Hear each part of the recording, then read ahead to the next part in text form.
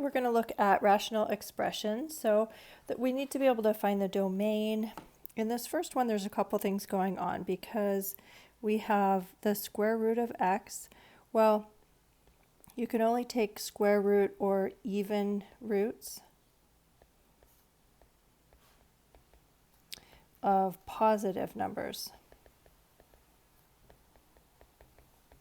Okay, so that means that our radicand, whatever we're taking the square root of, the radicand needs to be set greater than or equal to 0. Because we could take the square root of 0, that's fine.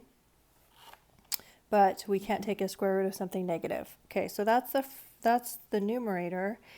And then the other issue, okay, so that's the one big idea, is set radicand equal to 0. And another one is that the denominator cannot equal 0. Okay, so if we had x squared minus 4 equaling 0, that would be undefined. So x squared when it equals to 4, so when x equals positive or negative 2, this is undefined. Okay, so if I was going to put these two pieces of information together in a graph, if I was looking at the domain, I would happily just be going along thinking I was fine, everything bigger than 0, except if I got to 2, I would have to skip over that and leave this little undefined place. So in set notation, it would say it's all the x's you want to give me, such that x is greater than or equal to 0, and x cannot equal 2.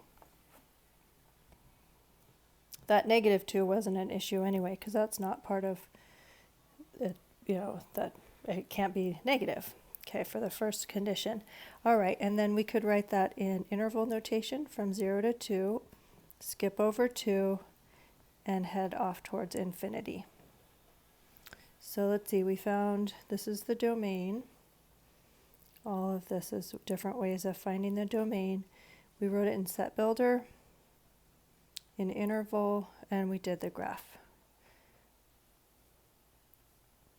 Okay, so now if we're going to go and simplify this expression, what I can do is factor. So in the numerator, both of those are divisible by 3. So I'll go ahead and factor out a 3. And then in the denominator, everything's divisible by 9. So it would be x squared plus 2x minus 3. Okay, and then I can simplify my numbers here a little bit. So my numerator would factor as x plus 3, x minus 3.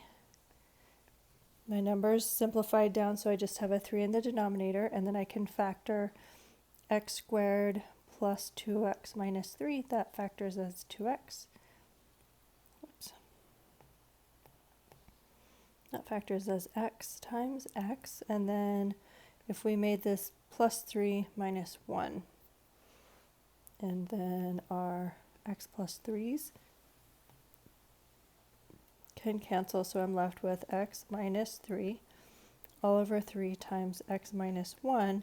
However, x cannot equal anything where it would give us something undefined in the denominator. So right here, right? Oh, that would create, if x is a negative 3, we would get ourselves a 0. Now you can write all of them that you want, like we could say, well, x can't be 0 or positive 1 from here either, but since it's obvious in the final problem, you don't have to write that one. It's just the ones from which you have canceled and you can't tell that you have a problem when x equals negative 3. That is no longer obvious in the answer. Okay, moving on, we're going to do a little division. So let's see, if I have a fraction divided by a fraction, I can copy the first one. I'll go ahead and factor that. Let's see. About x minus 3 and x plus 2. And x squared minus 1, that factors to x plus 1. x minus 1. Okay, I'm going to change to multiply times the reciprocal of the second fraction.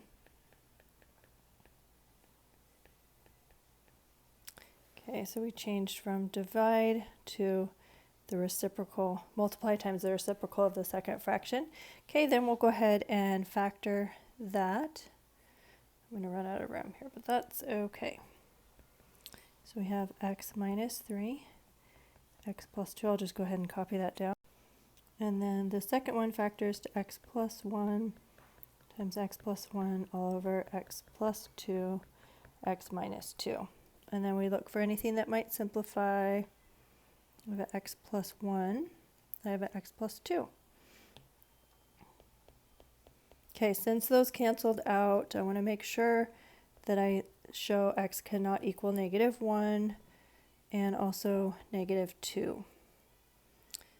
And then this finally simplifies down to x minus 3 times x plus 1 in the numerator, and then we had x minus 1, x minus 2 in the denominator. All right, so moving on to adding and subtracting, we need to get a common denominator. And to do that, it's helpful to factor first. Okay, so factoring down in that first denominator, we'd get x minus 2, x minus 1. Second fraction, we'd have x minus 1, x plus 1. All right, so both of them have an x minus 1, but this one has an x plus 1, so we need a common denominator. So we're going to give that first fraction an x plus 1, and let's see, we have an x now plus 1. Yep, this one doesn't have an x minus 2. So, okay, so giving ourselves that common denominator, now we are going to have x, distribute that in, squared plus x, and then this distribute the whole thing, that negative 2, multiply it times x and times the 2. So minus 2x plus 4 all over that whole denominator. And then that simplifies down to x squared minus 3x plus 4 all over x plus 1 times x minus 2 times x minus 1. And it's good just to think about maybe the numerator would factor and be able to simplify with something in the denominator, but that one doesn't look like it will. So we are done. All right. So these ones look impressive, these compound fractions. But we'll be able to simplify them pretty well. So I'm going to deal with all these little negatives. Okay, so that x to the negative 2 is the same thing as 1 over x squared. And then we have x or y to the negative 1, that's the same thing as 1 over y. Then in the denominator, x to the negative 1 is the same thing as 1 over x. And then we'd have 1 over y. Now, okay, if we had, this would be different if it was this x to the negative 2 times y to the negative 1 all over x to the negative 1 times y to the negative 1. That would actually be quite easy. You would just move this down. So you'd have x squared. This would move down. And these guys would move up. And these would simplify, right? It would be quite easy, but that's not our problem. That is not it, because what we have is quite a bit harder, because we have subtraction, addition, and subtraction. So if we were going to work this out the long way, we would get common denominators and simplify. The easiest way is just to multiply both by the least common denominator, which is x squared y. So if we take x squared y over 1 and multiply it in both the numerator and the denominator, that'll simplify pretty nicely. So let's see, we would get the x squareds would cancel, so we'd just be left with y. And then here the y's would cancel, and we're left with x squared. And then one of the x's would cancel, so it would be left with xy. And then here my y's would cancel, so I'd be left with x squared. And then just final thing, I can factor out an x down in the denominator. Okay, another way of looking at that, some students like to do it as the numerator divided by the denominator. So that's another method that works. The only thing with that is that you would have to get common denominators here, and then you could go ahead and do that division, multiply by the reciprocal of the second fraction. Okay, so that's your complex fractions. And then, let's see, I'm going to do one more this is quite complicated. Okay, what I'm seeing in the numerator, well, all of them have an x plus 3. So what I'm going to do is just factor here in the numerator. I'm seeing this is the smallest exponent. Okay, so in the numerator, I'm going to go ahead and factor that. X plus 3 to the negative 1/2. Out that comes, and I'm left with x plus 3 to the 1/2. I would be dividing by my x plus 3 to the negative 1/2. When you divide by a negative, it ends up adding. So out that factors x plus 3 to negative 1/2 plus 1/2. And my denominator I haven't touched yet. So let's see what happens. This is negative, it's multiplication, so that does just get to come down. So my next step is that x plus 3 to the 1/2 comes down and is positive in the denominator.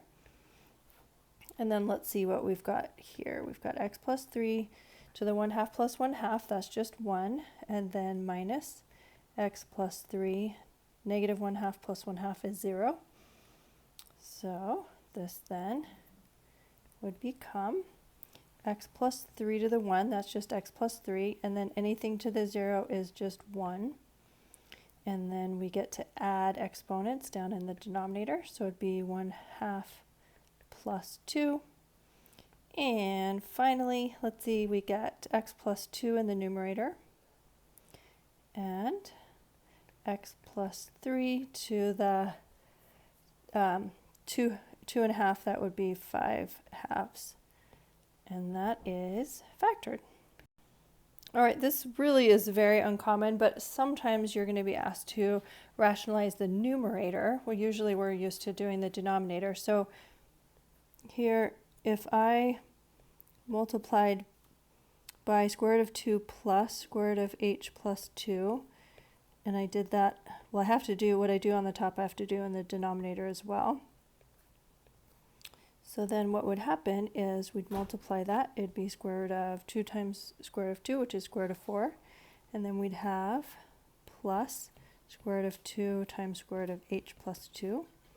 And then multiplying our negative square root of h plus 2, that would give us minus square root of 2 times square root of h plus 2. And then finally minus square root of h plus 2 times itself. So that's quantity squared. And down in the denominator, we just have h times square root of 2 plus square root of h plus 2. Okay, so these are adding up to 0 in the middle there. Square root of 4 is 2. And then squaring undoes the square rooting, and so we've got minus h plus 2. And just copy my denominator. And then just make sure that you distribute that negative. So we've got the 2's are going to cancel out, and you've got negative h over h times square root of 2 plus square root of h plus 2. Anything divided by itself is 1. So my final answer is negative 1 over square root of 2 plus square root of h plus 2. And that's rationalizing the numerator.